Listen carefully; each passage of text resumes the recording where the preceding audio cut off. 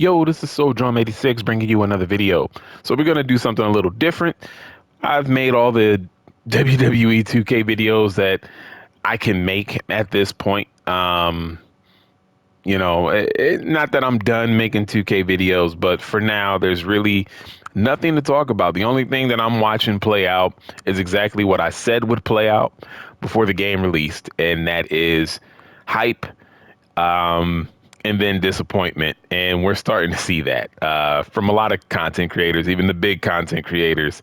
So it's the same thing, rinse and repeat. And I was going to make a video talking about that. I mean, I still might go over that. But yeah, it's funny to see that what I said and what I say every year, I'm seeing and watching play out. We're all watching play out in real time. But anyways, we're going to talk about NBA The Run today. Um, One of the reasons why I want to talk about NBA The Run is because I'm somebody who has been very upset with the gaming industry for ignoring arcade sports games. Arcade sports games have always been big. They've never, to me, in my opinion, they've never lost the popularity. It's just that the industry stopped making them for decades now. Um, People have been wanting, or I should say maybe over a decade. I can't remember the year that NBA Street came out, but people have been asking for a new NBA Street game for a long time. Literally for a long time. If you go to any video, I remember when NBA Live was still being created, people would tell EA, hey, stop making NBA Live because you can't compete with 2K. Just go ahead and make another NBA Street. People have been begging for this. That's all you would see in comments. And still to this day, when people talk about like certain games and videos are, kind of focusing on some sort of arcade sports games, you will see people always bring up NBA Street, NBA Street. And even NBA Jam. I'm one of those people that still bring up NBA Jam. I recently bought the NBA Jam arcade one-up machine.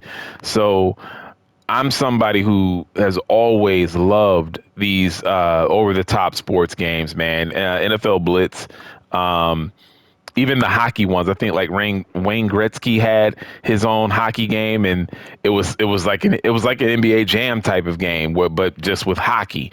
Um, there's over the top baseball games. I love these games, man. And so hearing about NBA The Run, I instantly got excited, man. There was just instant excitement because you can tell the influence that it had in terms of NBA Street. As a matter of fact, one of the developers of NBA Street working on NBA The Run. He might be the head developer of the game, if I'm not mistaken. And I'm going to get into some things that I'm concerned about. I'm excited for the game. I'm happy that we're finally getting a sports game that is like this because we definitely need it. The only time that you really get anything similar to an arcade game now is if you play the park in NBA 2K. And I don't do that. And I don't want to do that. And just no. Um, so look, I also will throw this out here before I get started. I want to make this clear.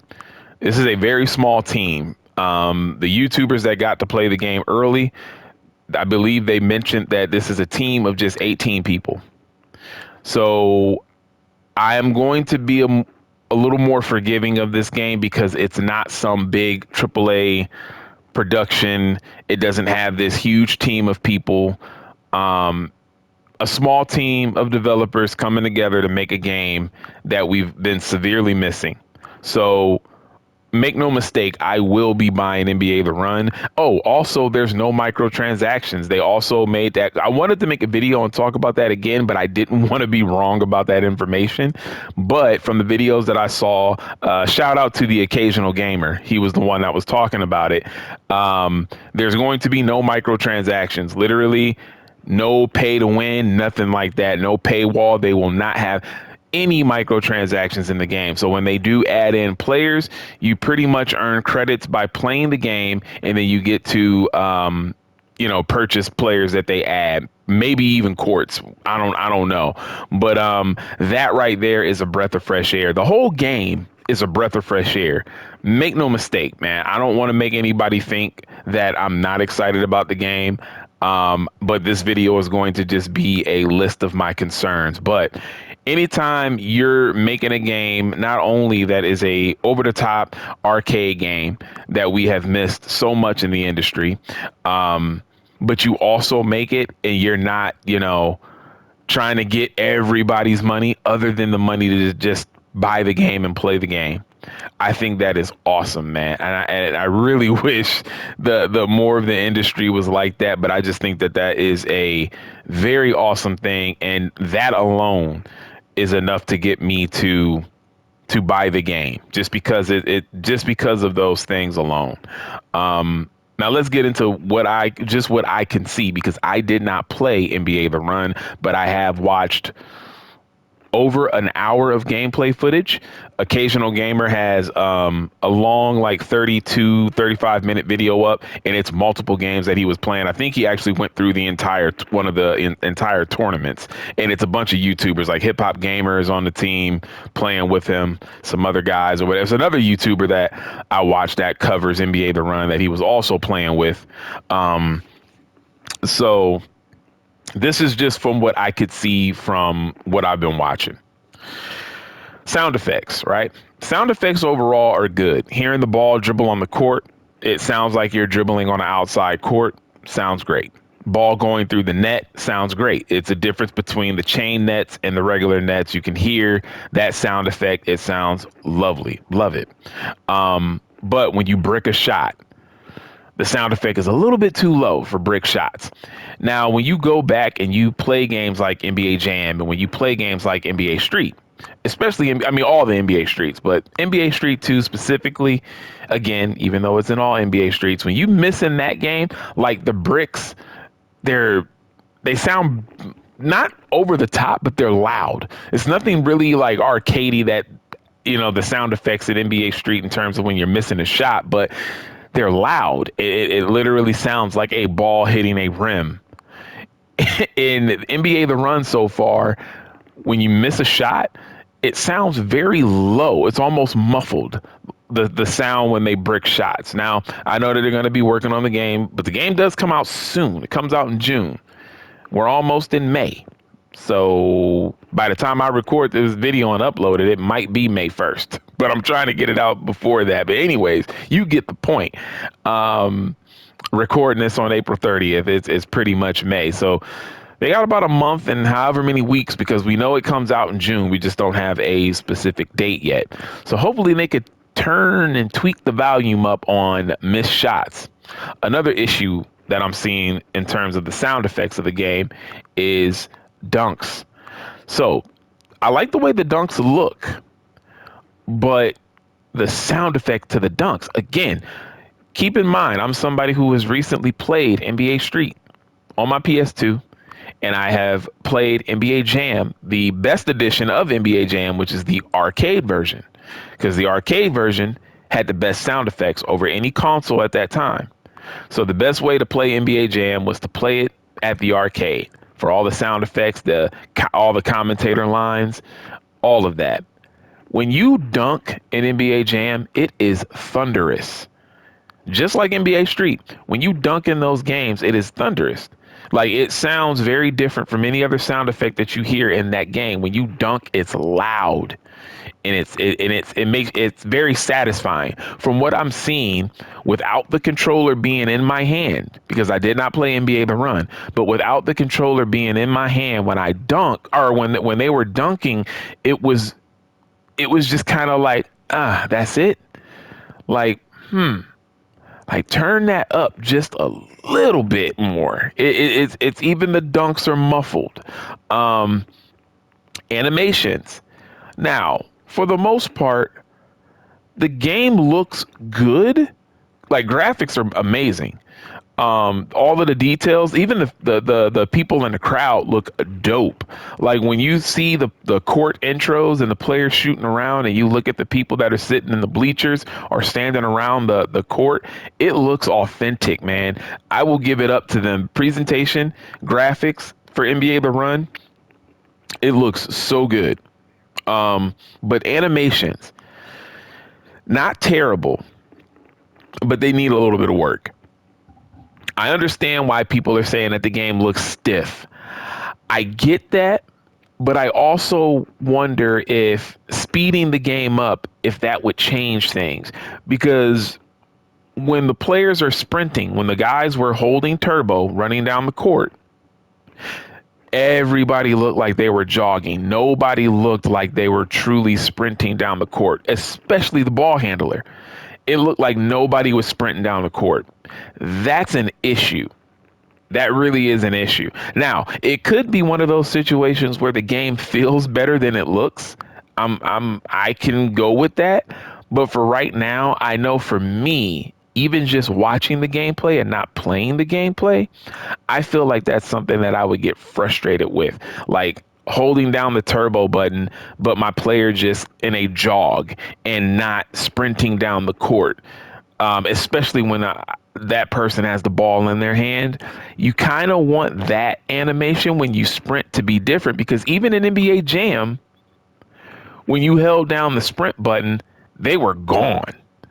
Because at that time, back in the early 90s, they didn't really have too many different animations for run and walk. So in NBA Jam, it kind of looked the same if you just were going down the court without turbo and going down the court with turbo.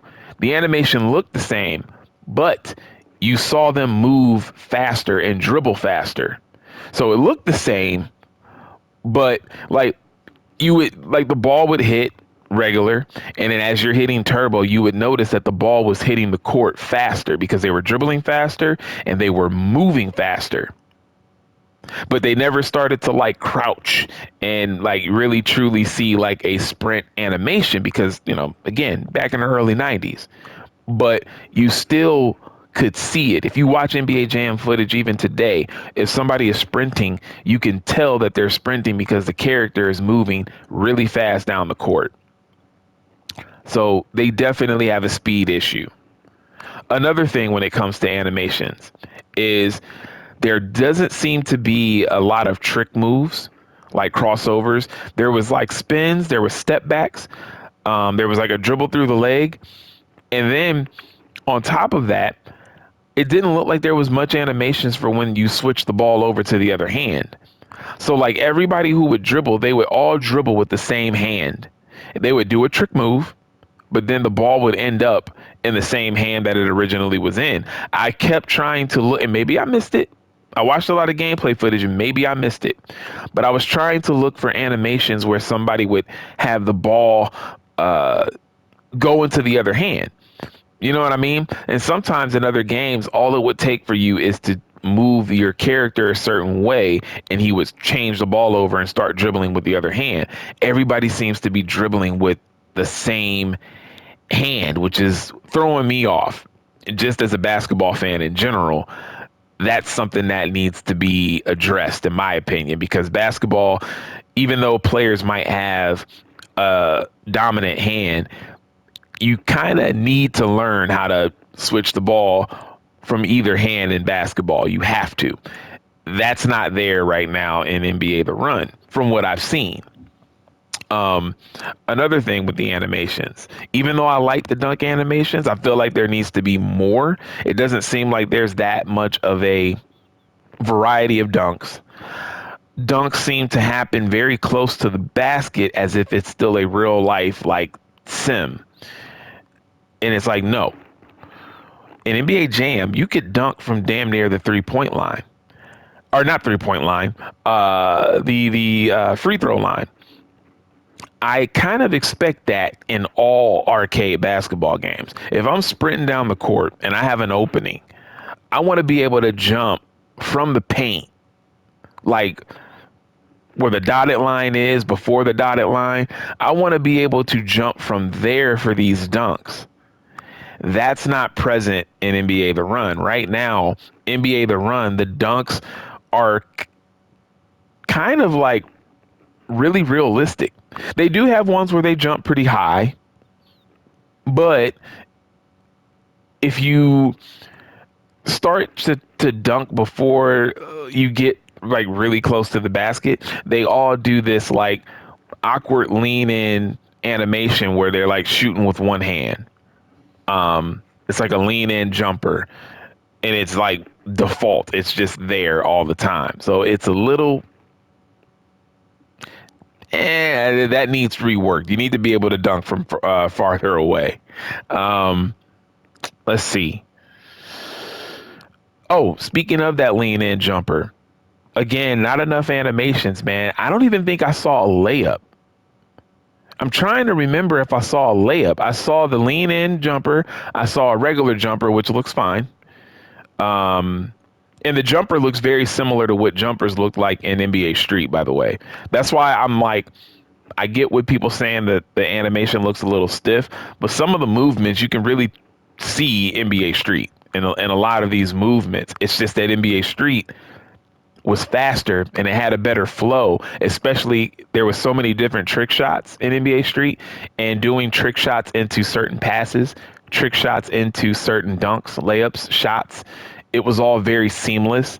And I think that's what they need to work on. So, I mean, I don't think I've seen a layup, guys. Now that I'm really like trying to think if I saw a layup. Maybe you guys did and I missed it, but it doesn't seem like they have any layup animations. Um, it's just that lean in jumper, the regular jump shot, and then some dunks. So there's a lot to be desired with this, man. It's they need to work on some things, man.